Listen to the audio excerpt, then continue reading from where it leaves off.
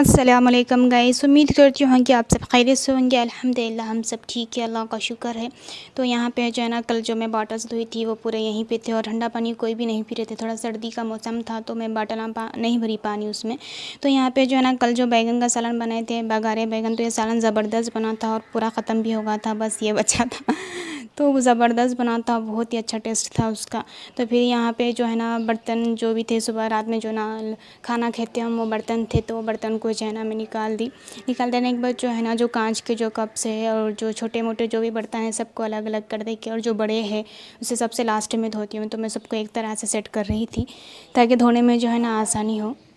और जब भी मैं बर्तन धोती तो जो भी पहले जो है ना, जो भी थोड़ा बहुत खाना जो बच जाता या फिर कुछ ना कुछ रहता ना, जो भी कचरा, तो मैं उससे पहले निकाल के कवर में डाल देती, क्योंकि अगर ये कचरा अगर चले गया तो फिर पैपों में कचरा भर जाता है, फिर आगे चल के फिर मुश्किलात होती। तो इसीलिए मैं उसी को साफ़ कर रही थी।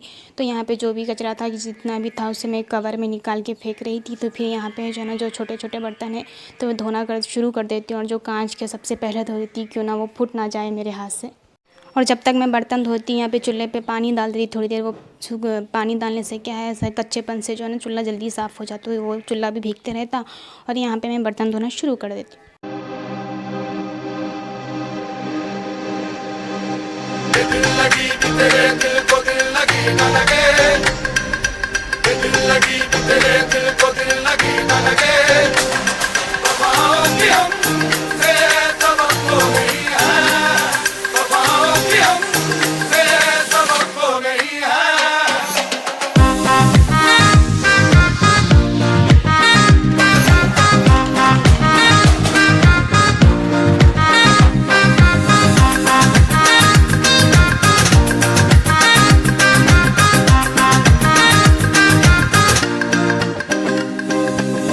ज़माने को अपना बना कर तो देखा, तुम्हें दिल लगी भूल जानी पड़ेगी।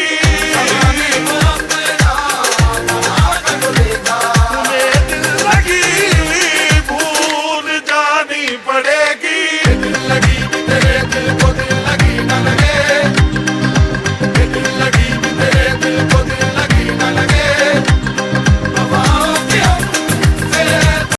जैसा जैसा मैं बर्तन धोते रहती हूँ उसे एक साइड में रखती, ताकि उसका पानी जो है ना वो निकल जाए। और बर्तन जो है ना ज़रा सूख जाने के बाद फिर उसे मैं जमा देने के बाद फिर उसके बाद और बर्तन धोती, फिर उसके बाद और बर्तन धोती, क्योंकि चूल्हा बस छोटा रहने से बर्तनों को मैं इकट्ठा जमा नहीं कर सकती हूँ। फिर एक के बाद एक इस तरह से तो मैं काम कर लेती हूँ।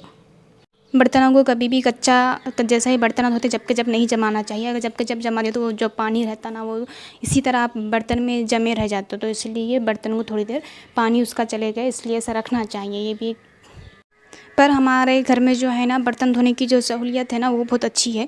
यहाँ भी धो सकती हो, जैसा मैं अब धो रही, यहाँ भी धोने का है। और जो बाहर जो है ना हमारे पास सहन है, सहन में भी जो है ना बर्तन धो सकते हो। तो जब ज़्यादा बर्तन हो और ठहर के ना धो सकते हो तो हम जो है ना पूरे एक साथ बाहर लेके धो लेते हैं। मगर अब जो है ना ज़्यादा नहीं निकलते, तो जैसा ही एक टाइम हम खाना खा लेते जबकि जब बर्तन धो लेते, तो बस थोड़े ही बर्तन रहते, तो हम कितना हो सके जबकि जब धो लेते। और यहाँ पे ही धो लेना एक से पसंद करते, क्योंकि बाहर धोना बोले तो थोड़ा लंबा प्रोसेस है। तो इसलिए कितना हो सके यहाँ पे ही धो लेना, बल्कि हम लोगों की सबकी कोशिश यही रहती।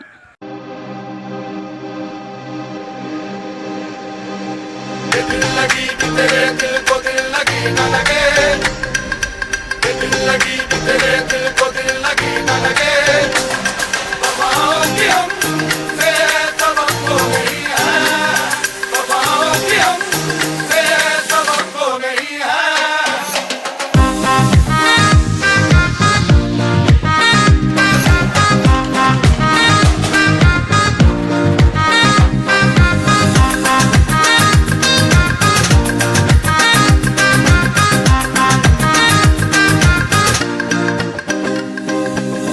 हमारे जो बगुन हैं वो थोड़े से काले हैं, तो ये मत समझो कि हम लकड़ी के चूल्हे पे बनाते हैं, हम गैस के चूल्हे पे ही पकवान करते हैं। मगर ये चूल्हा की थोड़ी प्रॉब्लम है, ये चूल्हा जो है ना बहुत ज़्यादा पे आता है। तो अगर हम कुछ ज़्यादा रख के पका दिए तो वो बगुना जो है ना काला हो जाता है। मम्मी बोलते कि अच्छा लकड़ के धोना, जो कालापन है ना वो चले जाना बोलते मम्मी, बिल्कुल भी रहना नहीं बोलते। तो इसलिए मैं यहाँ पर बहुत लगड़ के धो रही थी। और यहाँ पे जो है ना, दूध का हो या फिर चाय का बगुना है, जो भी हो, तो वो है ना सबसे पहले धो लेना, क्योंकि ये जो बर्तन धोने के बाद उसका जो तेज़ पना है ना तो इसमें छूट जाता है। अगर हम दूध गर्म करें तो दूध वो फूट जाता बोलते हैं, पर ये बात सही है या नहीं है मुझे तो नहीं मालूम, मुझे तो फेक ही दिखती। मगर फिर भी जो है ना मैं यहाँ पे चूल्हा को साफ़ पानी से धो लेके फिर जो है ना ये दूध के जो चाय के जो बर्तन है ना वो धो लेती हूँ मैं। तो यहाँ पे जो है ना 2 टाइम के बर्तन थे। रात में हम खाना खाए थे, फिर उसका चूल्हा वो साफ़ करके सो गए थे।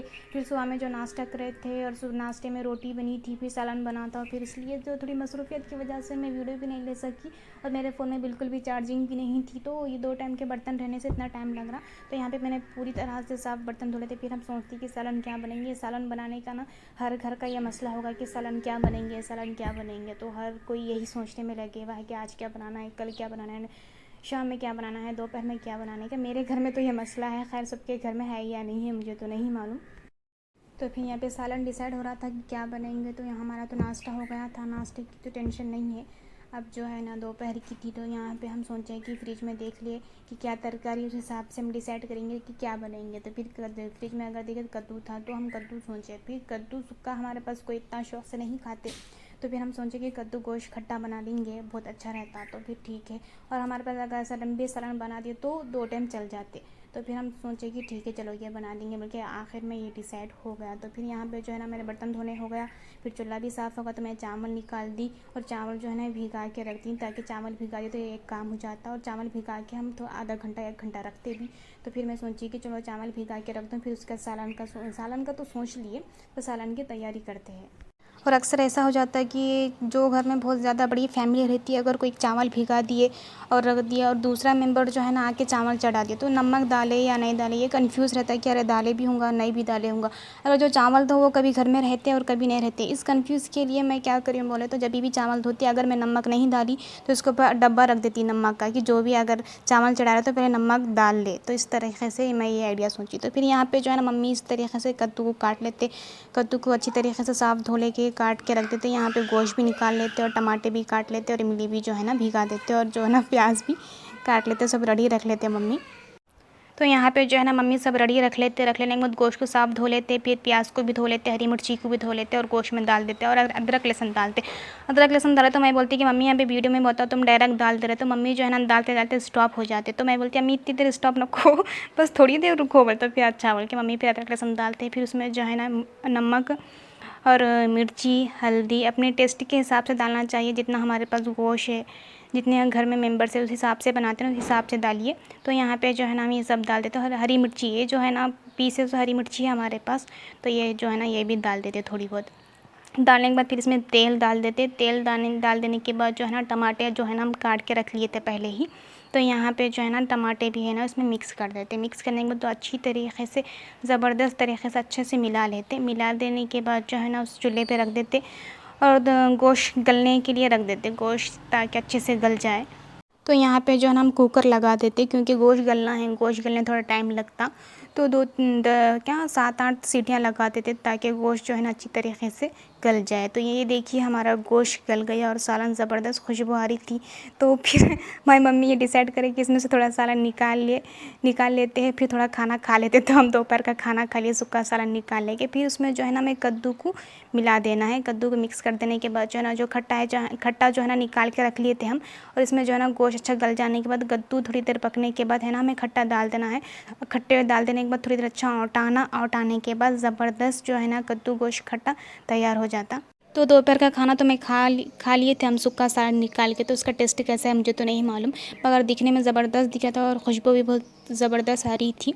तो ये देखिए हमारा गोश्त कद्दू और खट्टा तैयार हो गया। प्लीज़ मेरे इस वीडियो को लाइक करें एंड शेयर करें एंड सब्सक्राइब करें।